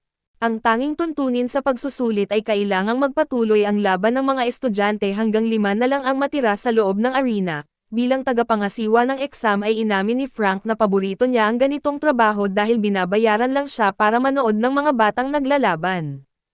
Pero aminado rin siyang medyo nakakabagot ito dahil bihira na siyang makakita ng mga bagong estudyanteng may pambihirang talento. Habang pinagmamasdan niya ang arena at nakita niyang napapalibutan na ng ibang examinees sina Anastasia at Eftel at para sa kanya, normal lang itong nangyayari dahil kadalasang unang tina-target ng mga kalahok ang mga mukhang mahina. Pero ilang sandali lang ang lumipas, sabay-sabay na pinalipad ni Eftel ang lahat ng nakapaligid sa kanya gamit ang isang sipa na pinalakas ng body enhancement magic. Humanga ang instructor dahil sa murang edad ni Eftel ay kaya na nitong gamitin ang ganoong kalakas na body strength enang. Gayunpaman ay sinabi niyang hindi pa natapos ang laban sa isang battle royale na kapag ipinakita mong mas malakas ka kaysa sa iba, mas marami pang kalaban ang magsasama-sama para pabagsakin ka at gaya ng inaasahan, muling napalibutan sina Eftel at Anastasia. Ngunit hindi man lang nabahala si Eftel at hiniling niyang si Anastasia na ang bahala. Agad namang gumamit si Anastasia ng isang level 3 wind spell na isang bagsakan lang na nagpahagis sa 16 na estudyanteng nakapaligid sa kanila palabas ng arena. Hindi makapaniwala ang lahat sa nangyari dahil imposible raw na ang isang bagong estudyante ay marunong na agad gumamit ng level 3 magic. Pero dahil walang ipinagbabawal na paggamit ng magic sa exam na ito, wala silang magawa at nagsimulang mag-alala si Anastasia na baka nasobrahan ang lakas ng spell niya. Pero pinuri siya ni Eftel at sinabing tama ang hinala niyang malaki talaga ang talento nito sa magic. Pagkatapos ay tinanong niya kung kailangan ba talagang bibigkasan ang buong incantation sa tuwing gagamit ng spell. Napatawa ang lahat ng marinig iyon dahil alam ng bawat mage na hindi maaaring gumamit ng spell ng walang tamang incantation. Kaso iginiit ni Eftel na hindi naman ganoon kahirap laktawan ang incantation kung magsasanay ka ng mabuti at para patunayan iyon, sabay-sabay siyang gumamit ng 4 na level 4 wind spells nang hindi gumagamit ng incantation, dahil dito ay nabuo ang napakalakas na hagupit ng hangin na nagpabagsak sa lahat ng nasa arena maliban kina Eftel at Anastasia. Dahil dito ay malinaw na nakapasa silang dalawa sa practical exam at matapos iyon ay lumipat na sila sa written exam. Para kay Eftel halos buong nakaraang buhay niya ay ginugol niya sa pag-aaral ng magic kaya wala sa mga tanong ang naging mahirap para sa kanya, ang ikinagulat lang niya ay napakarami palang tanong kaya inakala niyang matatagalan siyang matapos. Pagsapit ng pagtatapos ng exam at halos sakto lang niyang natapos ang lahat ng tanong kaya napabuntong hininga siya sa ginhawa, samantala ay nagulat si Anastasia nang malamang sinagutan ni Eftel ang lahat ng tanong. Ipinaliwanag niya na sa written exam ay inaasahan lang na sagutan ng bawat estudyante ang mga tanong na may kaugnayan sa espesyalisasyon nila, hindi makapaniwala si Eftel na pinagdaanan niya ang lahat ng pagod na iyon kahit hindi naman pala kailangan. Makalipas ang ilang sandali at matapos may check ang mga exam, ipinaalam sa dean ng academy na may isang examinee na nakakuha ng 948 na puntos at halos walang makapaniwala rito dahil karaniwan ay nasa mababang daan lang ang score ng mga estudyante, dahil dito ay agad na naghinala ang dean na baka nandaye si Eftel. Pero dumating si Frank at sinabi niyang siya mismo ang nakakita kay Eftel sa practical exam, ikinwento niyang sabay-sabay nitong nagamit ang 4 na level 4 spells, kaya malamang ay patas din itong nakuha ang napakataas na score sa written exam. Labis na nagulat ang dean nang marinig iyon dahil karamihan sa mga estudyante ng academy ay hindi pa marunong gumamit ng level 4 spells kahit makapagtapos na sila, kahit ang ilan sa mga propesor ay hindi kayang gawin ang ipinakita ni Eftel, dahil dito ay napaisip ang dean kung si Eftel nga ba ang muling pagsilang ng maalamat na lightning mage na kapangalan nito. Kalaunan ay inilabas na ang resulta ng entrance exam at nagsiksikan ang lahat ng examinees upang hanapin ang kanilang pangalan sa listahan. Agad na nakita ni Anastasia ang pangalan niya at tuwang-tuwa siyang sabihin kay Eftel na nakapasok siya sa special class. Sa sobrang saya niya ay bigla na lang niya itong niyakap sa harap ng maraming tao dahilan para pareho silang mapahiya. Pagkatapos kumalma at hinanap naman ni Eftel ang sarili niyang pangalan sa listahan ngunit laking gulat niya nang wala siyang makita. Hindi makapaniwala si Anastasia dahil imposibleng bumagsak si Eftel kung siya mismo ay nakapasa, nalito rin si Eftel dahil alam niyang maganda ang naging performance niya. Naisip pa niya na baka isinailalim siya sa magical aptitude test at nalaman nilang wala talaga siyang talento sa magic at dahil sa sobrang inis, nagpa siya si Anastasia na pumunta sa opisina ng dean para magreklamo dahil napaka-unfair ng nangyari ngunit bago pa sila makaalis, napansin niya ang isang gintong plaque sa gilid ng pangunahing listahan. Nakasulat doon ang pangalan ni Eftel bilang elite special student at doon nila nalaman na nakapasa pala talaga siya at masaya si Eftel na hindi siya bumagsak, pero hindi niya maiwasang mag-alala dahil wala siyang ideya kung ano ba talaga ang ibig sabihin ng pagiging elite special student. Matapos magsaliksik ng kaunti ay nalaman ni Anastasia na napakaraming benepisyo ng isang elite special student kung saan libre ang matrikula, tirahan, pagkain at mayroon pang buwan ng allowance para sa mga gastusin. Kaso nang basahin ni Eftel ang maliliit na detalye, nalaman niyang kapalit ng lahat ng iyon ay kailangan niyang kumatawan sa paaralan sa iba't ibang event at aktibidad at maganda man itong pakinggan, pakiramdam niya ay para siyang magiging mascot ng academy. Iyon mismo ang kabaligtaran ng buhay estudyanteng gusto niya dahil ang nais lang niya ay tahimik na makapag-aral ng magic upang mahanap ang paraan para malampasan ang limitasyon ng kanyang kapangyarihan. Gayunpaman ay pakiramdam niya ay wala na siyang magagawa dahil napili na siya bilang elite special student. Habang naglalakad sina Eftel at Anastasia sa pasilyo ng academy, biglang napansin ni Eftel ang isang pamilyar na mukha na nakikipag-usap sa ilang propesor at wala siyang pag-alinlangan na si Merlin ang babaeng iyon. Agad siyang nagtago dahil kahit masaya siyang makita muli si Merlin at alam niyang kapag nakilala siya nito at tinawag siyang master sa harap ng lahat, siguradong magiging sentro siya ng atensyon. Dahil napakatagal nilang magkasama sa kanyang nakaraang buhay, sigurado siyang makikilala siya ni Merlin sa isang tingin pa lang, dahil dito ay nagpasya siyang umiwas muna at balak na lang ipakilala ang sarili kapag wala ng ibang tao sa paligid at hinihila niya si Anastasia at mabilis silang lumayo. Ngunit kahit hindi siya direktang nakita, naramdaman ni Merlin ang pamilyar na presensya ni Eftel kaya agad siyang lumingon upang tingnan kung naroon nga ito at sa oras na iyon ay nakaliko na si Eftel sa kabilang pasilyo. Napangiti na lamang si Merlin sa sarili at inisip na imposibleng bigla na lang lumitaw ang isang tao na namatay 400 na taon na ang nakalipas. Subalit ilang sandali lang ang lumipas ay nakita niya si Eftel sa kabilang dulo ng pasilyo. Napansin niyang may pagkakahawig ito sa Eftel na dati niyang kilala, kaya agad siyang lumapit at hinaharangan ito upang makausap. Una niyang tinanong kung may kaugnayan ba si Eftel sa maalamat na lightning mage, Gusto sanang sabihin ni Eftel ang totoo ngunit napakarami pa ring tao sa paligid, kaya gumawa na lamang siya ng dahilan at mabilis na umalis kasama si Anastasia upang makaiwas sa tanong. Makalipas ang ilang sandali ay kumakain na sina Eftel at Anastasia ng tanghalian sa isang parke. Nang tanungin ni Eftel si Anastasia kung ano ang tingin nito kay Merlin at nagulat siyang malaman na hindi pala nito nakilala ang sikat na mage. Ang totoo lang kahit sinabi ni Anastasia noon na kamag-anak niya si Merlin, medyo pinalaki lang niya ang kwento at ang totoo ay pareho lamang silang nagmula sa iisang ninuno 10 henerasyon na ang nakalipas. Kaya halos wala na silang tunay na relasyon sa isa't isa kaya naman ipinaliwanag nito kung bakit hindi sila magkamukha ni Merlin. Gayunpaman ay nagtaka pa rin si Eftel kung bakit naroon si Merlin dahil ang alam niya ay siya ang headmistress ng ibang Magic Academy.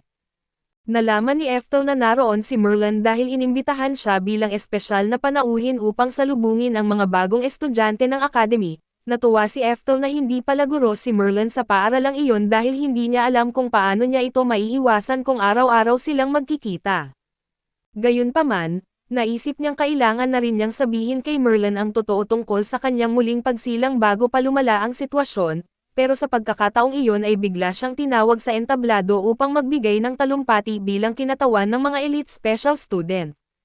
Dahil dito, nalaman ni Merlin ang buong pangalan ni Eftel kaya lalo siyang naghinala tungkol dito at kalaunan, habang kumakain ng tanghalian si Eftel na napapalibutan siya ng mga kaklase niyang babae dahil hanga silang lahat sa pagiging elite special student niya. Pero biglang dumating si Merlin at malakas na inilapag ang isang makapal na tumpok ng mga papel sa mesa niya, dahil sa presensya ni Merlin ay natakot ang ibang mga babae at kusa silang umalis at umupo si Merlin sa tapat ni Eftel at tinanong kung pamilyar ba siya sa konsepto ng reincarnation o muling pagsilang. Nagulat si Eftel na agad itong nahulaan ni Merlin, pero naalala niyang matalino talaga ito noon pa man kaya hindi na rin siya masyadong nagtaka at sinubukan niyang gawing biro ang usapan, ngunit seryoso si Merlin dahil nakita niya ang exam papers ni Eftel. Bukod sa napakataas nitong score, napansin niyang ang lahat ng sagot nito ay nakabatay sa magic theory na ginamit 400 na taon na ang nakalipas, imbes na sa modernong magic theory at doon ay napagtanto ni Eftel na nagkamali siya dahil hindi niya naisip ang malaking agwat ng panahon habang sinasagutan ang exam. Ngunit biglang humingi ng paumanhin si Merlin sa pagiging emosyonal niya at sinabing hindi na kailangang magpaliwanag pa si Eftel, masyado lang siyang nadala ng emosyon nang maalala niya ang dati niyang master at napagtanto rin niyang masyadong malabong isipin na si Eftel ang reincarnation ng kanyang master. Gayunpaman, kumbinsido pa rin si Merlin na may espesyal na koneksyon si Eftel sa kanyang master at kung wala sanang dahilan para umiwas ito sa kanya kanina at gustong-gusto na sanang sabihin ni Eftel na siya nga talaga ang reincarnation ng dating master ni Merlin, ngunit napakaraming tao sa paligid. Kaya gumawa na lang siya ng mas ligtas na kwento, marahan niyang ibinulong kay Merlin na isa siyang matagal nang nawawalang inapo ng Lightning Emperor at hindi makapaniwala si Merlin dahil wala siyang alam na ganoong inapo. Ipinaliwanag naman ni Eftel na sinadya ng Lightning Emperor na ilihim ang bagay na iyon at lihim niyang itinuro sa kanyang anak sa labas ang lahat ng nalalaman niya tungkol sa magic. Sa paglipas ng mga henerasyon ay naipasa ang mga lihim na iyon hanggang sa umabot kay Eftel. Hindi pa rin lubos na naniwala si Merlin kaya upang makumbinsi siya, binanggit ni Eftel na namatay ang Lightning Emperor ng puno ng panghihinayang matapos malaman na wala pala itong talento sa magic. Agad siyang pinatigil ni Merlin at sinabing matagal niyang itinago ang lihim na iyon dahil kapag nalaman ng ibang tao, masisira ang reputasyon ng Lightning Emperor. Mahigpit niyang iginiit kay Eftel na hindi niya maaaring ipaalam iyon kahit kanino, ngunit dahil alam ni Eftel ang lihim na iyon at sapat na iyon upang paniwalaan niyang isa nga itong lihim na inapo ng Lightning Emperor at nasaktan ng kaunti si Merlin sa pag-iisip na hindi sinabi ng kanyang master ang napakahalagang bagay na iyon sa kanya. Gayunpaman ay tinanggap niya ito at ipinahayag kay Eftel na gusto niyang makita ang tunay nitong kakayahan, dahil dito ay hinamon niya si Eftel na makakalaban siya sa mga mock duel na gaganapin mamaya at idinagdag niyang matagal din niyang sinanay ang sarili gamit ang lahat ng itinuro ng kanyang master, kaya naniniwala siyang magiging karapat-dapat na kalaban si Eftel. Hindi natuwa si Eftel sa alok na iyon dahil alam niyang kapag nakipaglaban siya sa isang tanyag na mage tulad ni Merlin, siguradong mapapansin siya ng lahat at ang huling bagay na gusto niya sa ngayon ay ang maging sentro ng atensyon. Alam niyang maaari naman niyang tanggihan ang hamon, pero may bahagi rin ng puso niya na gustong makita kung gaano nakalaki ang naging progreso ng kanyang dating estudyante sa loob ng 400 na taon. Kaya pumayag si Ethel na harapin si Merlin sa mock duel. Ang event na ito ay ginawa upang maglaban ang mga estudyante at guro bilang paraan upang ipakita ang malaking agwat ng kanilang lakas at walang estudyanteng inaasahang manalo. Ngunit dahil sa lahat ng ipinakita ni Ethel hanggang ngayon ay marami sa mga estudyante lalo na ang kanyang mga babaeng tagahanga, ang naniniwalang may pagkakataon siyang magtagumpay. Nang magsimula ang laban, iminungkahi ni Ethel kay Merlin na dahan-dahan muna silang magsimula at subukan ang kakayahan ng isa't isa. Pumayag naman si Merlin at sinabi kay Ethel na siya ang maunang umatake at agad na sumugod si Ethel at nagbitaw ng level 6 fire spell. Nagulat si Merlin dahil hindi niya inaasahang kaya nitong gumamit ng ganoong kalakas na mahika nang hindi na kailangan ng incantation. Tuluyang nilamon ng apoy si Merlin at natakot ang lahat ng nanunood dahil inakala nilang nasunog na siya. Kaso mula sa gitna ng apoy ay natawa si Merlin at humingi ng paumanhin kay Ethel dahil minamaliit pala niya ito. Ipinakita niya na napigilan niya ang fireball gamit lamang ang level 7 perfect wall defense spell, samantala ay ipinagmamalaki ni Ethel ang malaking pag-unlad ni Merlin mula noong huli niya itong nakita. Humanga rin si Merlin dahil sa murang edad ni Ethel ay nakakagamit na ito ng napakalakas na mahika. Hindi basta susuko si Merlin kaya agad siyang gumanti gamit ang sarili niyang level 6 fire spell. Habang papalapit ang malaking fireball ay nakangiti lamang si Ethel dahil ngayon lang siya muling nakalaban ng isang tunay na mahusay na salamangkero mula nang siya ay muling mabuhay, talagang nag-e-enjoy siya sa laban. Ginamit niya ang parehong defense spell na ginamit ni Merlin upang harangin ang fireball. Nainis si Merlin nang makitang nakangiti pa rin si Ethel habang nakikipaglaban sa kanya at lumipad siya sa himpapawid at naghanda ng panibagong fire spell. Muling bumagsak ang apoy sa kalasag ni Ethel at napahinga ng malalim ang mga manunood dahil imposible raw na kayanin ng kalasag ang dalawang sunod na napakalakas na atake. Paglapag ni Merlin, binanggit niyang karaniwang matagal bago makapag-cast muli ng isa pang malakas na spell ang isang salamangkero pero kapag tunay nilang na-master ang mga itinuro ni Ethel, halos wala ng cooldown sa paggamit ng matataas na level ng mahika. Akala niya ay nalamangan na niya si Ethel ngunit mula sa loob ng apoy ay sinabi nitong alam na niya ang teknik na iyon at ginagamit na rin niya ito. Agad na gumamit si Ethel ng level 7 frost spell upang kontrahin ang apoy ni Merlin at labis itong ikinagulat ni Merlin, dahil ibig sabihin ay agad niya itong nakast pagkatapos ng level 7 shield spell at nahulaan pa niyang fire spell ang susunod na gagamitin niya. Ngunit hindi pa roon nagtapos si Ethel dahil sunod-sunod niyang ikinakadena ang isa pang ice spell na direktang tumutok kay Merlin, dahil sa napakabilis na casting speed ni Ethel na halos hindi na nakapaglagay ng barrier si Merlin upang ipagtanggol ang sarili. Pinuri siya ni Ethel dahil nakariyak pa rin siya sa tamang oras kaso binanggit niyang kaya pa niyang maging mas mabilis. Pagkatapos noon ay sunod-sunod siyang nagcast ng maraming level 7 ice spells. Nakipagsabayan naman si Merlin sa pamamagitan ng mabilis na pagcast ng mga barrier at halos wala na siyang pahinga sa walang tigil na pagdepensa, pero bigla namang nagpadala si Ethel ng mas malakas pang malaking icicle. Doon napagtanto ni Merlin na hindi siya sinusubukan na talunin ni Ethel gamit ang lakas, kundi sinusubukan lamang ang kanyang kakayahan at sinabi niyang huwag siyang maliitin at agad siyang naglagay ng barrier upang masalag ang malaking yelong sibat. Kahit na mas mataas ang refinement ng kanyang level 7 spells at patuloy pa rin siyang naitutulak paatras. Ipinaliwanag ni Ethel na may maliliit pang pagkakamali sa paraan ng kanyang pagcast kaya kahit napakataas ng kalidad ng kanyang mana, hindi pa rin sapat iyon upang tuluyang mapigilan ang kanyang icicle at idinagdag pa niya na hindi ganap na stable ang daloy ng mana sa loob ng spell ni Merlin, at ang maliliit na depektong iyon ang dahilan kung bakit unti-unti itong nababasag ng kanyang mga pag-atake. Habang pinapakinggan ni Merlin ang paliwanag ni Ethel kung bakit siya natatalo, naalala niya ang kanyang master na dati ring itinuturo ang kanyang mga pagkakamali habang nasa gitna mismo ng labanan, dahil doon ay lalo siyang naengganyong pagbutihin ang kanyang laban. Kaya ibinigay ni Merlin ang lahat at sinimulan ang paggamit ng multicasting sa perfect wall spell, sa paraang iyon ay nakagawa siya ng dalawang magkapatong na perfect wall na sapat upang pigilan ang malaking icicle ni Ethel. Tuwang-tuwa si Ethel nang makita niyang agad na naintindihan ni Merlin ang kanyang payo, pero ipinapaalala niyang ang multicasting ay nangangailangan ng napakalaking konsentrasyon at mental na lakas, kaya nagiging bukas ang gumagamit sa biglaang pag-atake pagkatapos nito. Agad na sumugod si Ethel upang samantalahin ang pagkakataon, ngunit nahulaan na pala ni Merlin ang kanyang gagawin at bago pa man siya umatake ay nakapaghanda na siya ng teleportation spell upang makaiwas. Habang nasa kalagitnaan pa ng pag-atake si Eftel ay agad siyang pinakawalan ni Merlin ng isa pang fireball sa pag-asang matatapos na ang laban. Sa paningin ng mga manunood ay tila tapos na si Eftel sa pagkakataong iyon, ngunit napangiti si Merlin nang mapansin na hindi pala siya tinamaan ng kanyang spell at sa halip, nakatayo na si Eftel sa likuran niya sa loob ng arena habang nakatutok na sa kanyang likod ang isang handa at malakas na spell. Ipinaliwanag ni Eftel na nahulaan niya ring mahuhulaan ni Merlin ang kanyang pag-atake, kaya maaga pa lang ay naghanda na rin siya ng teleportation spell upang makalipat sa likuran nito at inamin ni Merlin na hindi niya iyon nakita. Nakakatawa raw ang nangyari dahil natalo siya gamit ang parehong mga taktika na dating ginagamit ng kanyang master.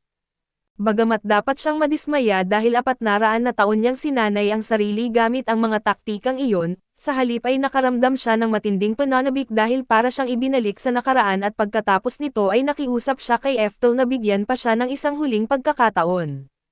Gusto niyang malaman kung kakayanin ba nitong pigilan ang kanyang pinakamalakas na spell. Kapag napigilan iyon ni Eftel at tatanggapin niya ang kanyang pagkatalo ng walang reklamo at pumayag naman si Eftel, agad na sinimulan ni Merlin ang pagcast ng kanyang pinakamalakas na spell. Ngunit bahagyang nadismaya si Eftel nang makitang level 8 Thor's Hammer lamang ito, sinabihan siya ni Merlin na huwag agad manghusga at doon napansin ni Eftel na may isa pang magic circle sa kabilang kamay ni Merlin, ibig sabihin ay sabay niyang ginagamit ang dalawang Thor's Hammer spell. Sakto namang naunawaan ito ni Eftel bago pa tumama ang ikalawang kidlat kaya agad siyang nakaiwas. Pagkatapos noon ay ipinakita ni Merlin ang isa pang magic circle sa kanyang paa at isa pa sa kabilang paa at nangangahulugan itong 4 na Thor's Hammer ang sabay niyang kinakast, isang teknik na kahit si Eftel ay ngayon lang nakita kahit noong nakaraan pa niyang buhay. Inamin ni Eftel na ang pagkontrol sa 4 na magkakaibang casting point para sa isang napakataas na level ng spell ay nangangailangan ng napakalaking konsentrasyon at kontrol. Karamihan sa mga salamangkero ay hirap na sa simpleng double casting lalo na sa quad casting ng isang level 8 spell. Dahil dito ay tunay niyang ipinagmamalaki ang napakalaking pag-unlad ng kanyang estudyante sa mga taong lumipas mula nang siya ay mamatay. Bilang paggalang sa pagsisikap ni Merlin ay nagpasya rin si Eftel na gamitin ang pinakamalakas na spell na mayroon siya, kaya sinimulan niyang i-cast ang kanyang level 10 lightning spell. Agad namang pinakawalan ni Merlin ang kanyang 4 na Thor's Hammer kay Eftel subalit hindi man lang ito nag-alala, sa halip ay napakalawak ng kanyang ngiti dahil masaya siyang makita kung gaano kalaki ang naging pag-unlad ni Merlin, ngunit alam niyang malayo pa rin ito sa antas ng kanyang kapangyarihan. Pagkatapos noon ay pinakawalan ni Eftel ang kanyang spell at bigla na lamang bumagsak ang isang nakakasilaw na kidlat na tuluyang nilamon at dinaig ang spell ni Merlin. Ang napakalakas na bug zone ng Mahika ay kumalat sa buong arena dahilan upang mapatakip ng mga mata ang lahat ng nanunood dahil sa sobrang liwanag. Halos wala nang makita si Merlin dahil sa tindi ng liwanag kaso agad niyang nakilala ang spell na iyon. Alam niyang iyon ang orihinal na level 10 spell ni Eftel at iisa lamang ang taong kayang gumamit ng ganoong mahika kung saan si Eftel mismo. Alam na alam ni Merlin kung gaano kalakas at kapanganib ang lightning spell na iyon, kaya naghanda siyang salubungin ang paparating na pag-atake subalit bago pa man ito tumama ay agad na kinansela ni Eftel ang kanyang spell dahil wala naman talaga siyang balak saktan si Merlin sa simpleng mock duel lamang. Pagkatapos nito ay dahan-dahan niyang ibinaba si Merlin sa lupa gamit ang kanyang mahika. Habang inaalala ni Merlin ang nangyari, napagtanto niyang nagkamali siya sa paniniwalang isa lamang si Eftel sa mga inapo ng kanyang master, sapagkat iisa lamang ang taong kayang hulaan ng ganoon kabilis ang bawat galaw ng kalaban at gumamit ng isang level 10 spell ang kanyang master. Lumapit si Eftel upang tingnan kung ayos lang siya at doon ay nakiusap si Merlin na sabihin na nito ang totoo tungkol sa kanyang pagkakakilanlan, matapos ipakita ang ganoong klaseng kapangyarihan at wala ng paraan para itago pa ni Eftel ang katotohanan, kaya inamin niyang siya nga ang kanyang master na muling nabuhay sa bagong katawan. Binati ni Eftel si Merlin dahil napakahusay ng ipinakita nito sa laban, lalo na ang huli nitong spell na talagang nagpabilib sa kanya at labis namang natuwa si Merlin nang malaman niyang buhay muli ang kanyang master. Hindi niya napigilan ang kanyang emosyon at napaiyak siya sa sobrang saya dahil 400 taon niyang hinintay ang sandaling iyon. Bigla namang dumating si Anastasia at nagmamadaling lumapit kay Eftel upang mababalaan ito tungkol sa paparating na gulo. ngunit napansin ni Merlin na tinatawag ni Anastasia si Ethel na master kaya agad niyang naisip na isa itong alipin ni Ethel. Dahil dito ay pinagsabihan niya si Ethel kung bakit ito kumuha ng alipin gayong isa pa lamang itong estudyante. Ipinaliwanag naman ni Ethel na hindi ganoon ang sitwasyon at nagkaroon lamang ng problema si Anastasia at pansamantala niya itong tinutulungan. Pagkatapos noon ay nagpakilala si Anastasia kay Merlin kahit may kaunting pagdududa pa rin si Merlin. Alam niyang may sapat na dahilan si Ethel sa lahat ng kanyang ginagawa kaya hindi na niya ito pinansin. Pagkatapos ay sinabi ni Anastasia kay Ethel na may napakaraming tao na papunta sa kanilang direksyon. Paglingon niya ay nagulat siya nang makitang halos lahat ng nanunood sa arena ay tumatakbo papunta sa kanya dahil sobrang namangha sila sa ipinakita niyang mahika. Napagtanto ni Ethel na dapat pala ay inasahan na niya iyon dahil hindi talaga siya nagpigil sa laban, ngunit hindi ganoon ang naging plano niya para sa kanyang tahimik na buhay estudyante. Habang naglalakad sila, tinanong ni Merlin si Ethel kung bakit pa ito nag-enroll sa academy at ipinaliwanag ni Ethel na gusto niyang pag-aralan muli ang mahika bilang isang estudyante upang makahanap ng paraan para lalo pa siyang lumakas at umunlad. Pagkarinig nito ay may naisip na ideya si Merlin. Agad niyang hinawakan ang kamay ni Ethel at sinabing tumakbo sila upang makatakas sa napakaraming tao na humahabol sa kanila at makalipas ang ilang sandali, patuloy na naglalakad sina Ethel, Merlin at Anastasia at nagtataka na si Ethel kung gaano pa kalayo ang kanilang pupuntahan, kaso nang sabihin ni Merlin na malapit na sila ay napansin niyang pamilyar ang lugar. Hindi nagtagal ay narating nila ang isang malaking mansyon na nakatago sa loob ng kagubatan. Agad itong nakilala ni Ethel dahil iyon ang dati niyang tahanan noong nakaraan niyang buhay at nagulat siya na nakatayo pa rin ito kahit 400 taon na ang lumipas. Ipinaliwanag ni Merlin na siya mismo ang nag-alaga at nagpanatili sa mansyon sa lahat ng panahong iyon. Pagkatapos ay iginiit ni Merlin kay Ethel na kailangan lang niyang asikasuhin ang ilang dokumento. Nagtaka si Ethel kung anong mga dokumento ang tinutukoy niya at doon ibinunyag ni Merlin na balak niyang opisyal na ampunan sina Ethel at Anastasia bilang kanyang mga anak. Labis na nagulat si Ethel sa kakaibang ideya ni Merlin subalit para kay Merlin ay napakalinaw at makatuwiran lamang iyon, nangako pa siyang aasikasuhin agad ang lahat ng papeles upang makapag-enroll si Ethel sa academy na kanyang pinamumunuan. Napatahimik na lamang si Ethel habang si Merlin ay natatawa ng mag-isa. Hindi niya kasi inakalang darating ang araw na makakapag-aral silang muli sa iisang paaralan, masaya pa niyang pinag-uusapan na kailangan na nilang ipagawa ng bagong uniforme si Ethel kaso pinigilan siya ni Ethel at sinabing ipaliwanag muna ng maayos ang kanyang plano. Ipinaliwanag ni Merlin na gagamitin niya ang kanyang kapangyarihan bilang headmaster ng Altena Magic Academy upang mailipat si Ethel sa kanilang paaralan sa lalong madaling panahon. Dahil siya ang headmaster ay madali na lamang ang lahat ng proseso ng pag-enroll nito. Nagulat si Ethel nang marinig na gusto siyang pag-aralin ni Merlin sa Altena Magic Academy, ngunit sinabi ni Merlin na napakagandang ideya nito at ang totoo, masaya siya dahil mas marami silang panahong magkakasama ni Ethel. Nang pag-isipan ito ni Ethel ay napagtanto niyang kung mag-aaral siya sa Academy ni Merlin, magkakaroon siya ng access sa lahat ng resources na kailangan niya upang ipagpatuloy ang kanyang pananaliksik sa mahika. Bukod pa rito ay masaya rin siyang makakasama muli si Merlin, dahil dito ay pumayag si Ethel sa plano ni Merlin at taos puso niya itong pinasalamatan dahil palagi siyang iniisip at inaalagaan.